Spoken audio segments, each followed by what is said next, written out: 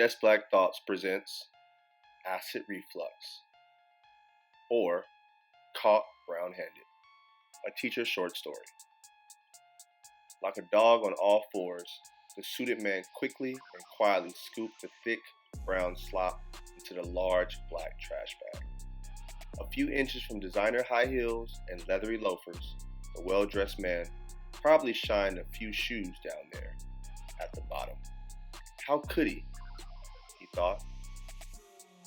With some engrossed in watching the High School Musical, and others grossed out by the different displays of the one-drop rule, many of the spectators probably would have enjoyed a good bootlicking from little old Black Cinderella.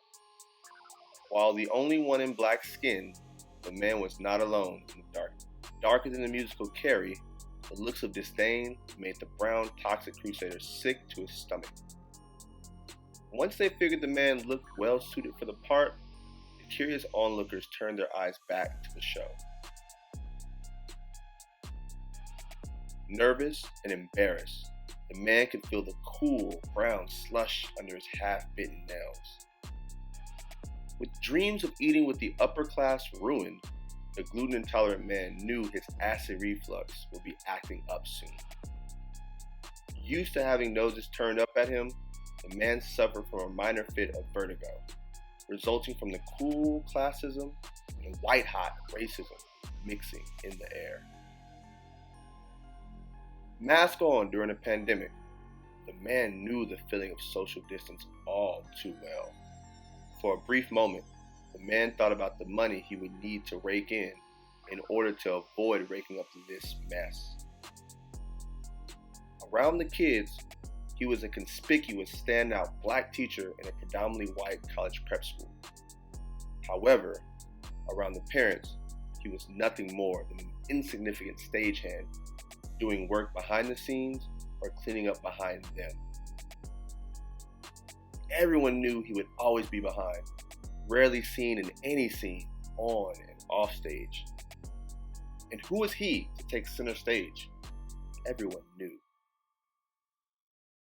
Knowing all too well his stage directions, the man tiptoed out of the theater and into the lobby with his head down. How could he do this? He thought. The butterflies in his stomach turned to bubbles of unease. On his exit, the man looked up to meet the startled eyes of a small red face. Hey, sweetheart, are you feeling better? Awkwardly asked the adult stranger. The little blonde girl nodded. Dried brown marks stained her little t-shirt and little legs. Out came a blonde woman in a long black trench coat, almost resembling Maleficent. Her hands, like talons, clutched the little girl's shoulders as if to whisk the little body away. The woman's mean mug, in addition to her protective body language, said, "Beware, boy, I will eat you alive." To cut the tension and make himself less threatening, the man squatted to meet the eyes of the little girl and reassured her with a quick flash of discolored teeth. "Don't worry, it's all gone. No one saw me."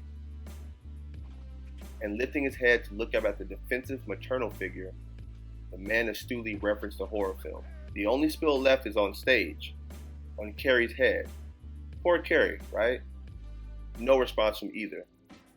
Just the uncomfortable churning sounds of boba origami. All three of them could taste the sour odor of chocolate emanating from the man's chocolate-colored and chocolate-covered hands, as well as the little girl's brownish pink lips.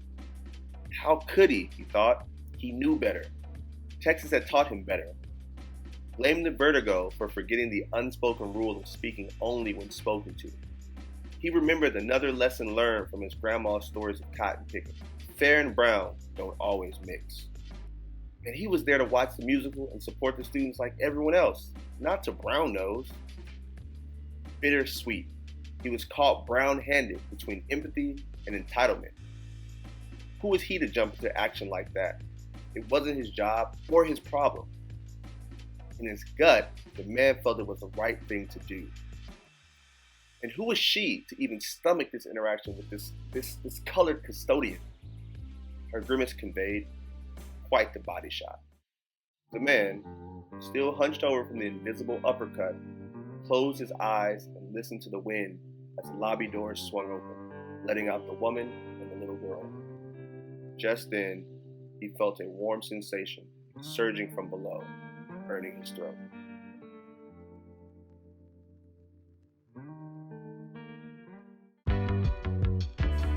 Hey, it's D. White, founder of JustBlackThoughts.com. If you haven't done so, hit subscribe on YouTube. Follow me at The Other English Teacher on Instagram and YouTube. Peace.